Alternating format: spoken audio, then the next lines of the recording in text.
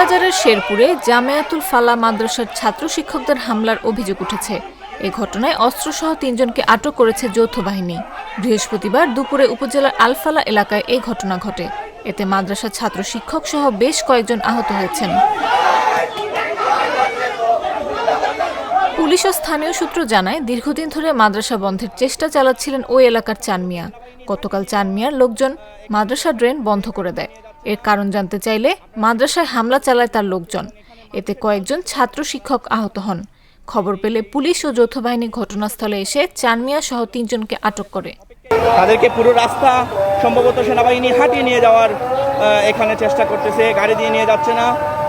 আপনারা দেখতে পাচ্ছেন তাদেরকে নিয়ে যাচ্ছে এবং এখানে মানুষের ঢল দেখতে পাবেন আপনারা। অসংখ্য মানুষ এই দৃশ্যটি দেখার অপেক্ষা আসলে বসেছিল।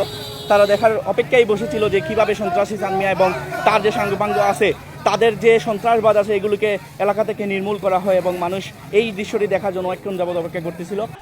আটকরা হলেন মৌলভীবাজার সদর উপজেলার শেরপুর আবাসিক এলাকার হরমুজ উল্লার ছেলে চান মিয়া, নবীগঞ্জ উপজেলার মজলিশপুর গ্রামের বশির মিয়ার ছেলে আব্দুল হামিদ ও খালেদ মিয়া।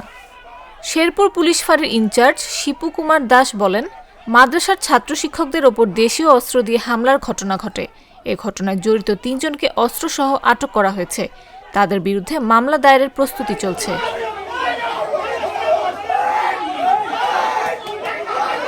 শেষমেশ আমরা জানি চান মিয়াকে এখানে একটি বাড়িতে, পিছনের বাড়িতে গিয়ে সে লুকিয়ে পড়েছিল, সেখান থেকে তাকে গ্রেফতার করা হয়েছে এবং সেনাবাহিনীর হাতে তুলে দেওয়া হয়েছে।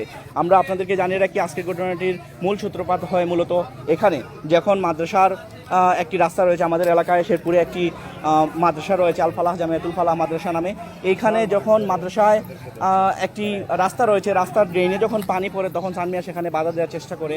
এই পানি নিয়ে যখন বিভিন্ন ধরনের কথাবার্তা বাকবিতণ্ডা শুরু হয় হুজুরদের সাথে, তখন আমাদের মুরব্বিরা বলেন যে আমরা এই বিষয়টা সুরাহা করে দিব, সমাধান করে দিব। আজকে সকাল 11টার সময় বসার কথা ছিল, কিন্তু তার আগেই চান মিয়া এবং তার গং বিভিন্ন ধরনের দেশীয় অস্ত্র নিয়ে হুজুরদের উপরে ঝাঁপিয়ে পড়ে এবং বলে যে আজকে তোদের লাশ আমরা বিছিয়ে দেবো। বিভিন্ন ধরনের হুমকি দামকি থাকে। এতে কি ঘটনার সূত্রপাত সৃষ্টি হয় এবং সাধারণ জনতা তারপরে একে একে এগিয়ে আসে এবং চান মিয়ার বিরুদ্ধে তারা সবাই ফুসলে ওঠে এবং এই মুহূর্তে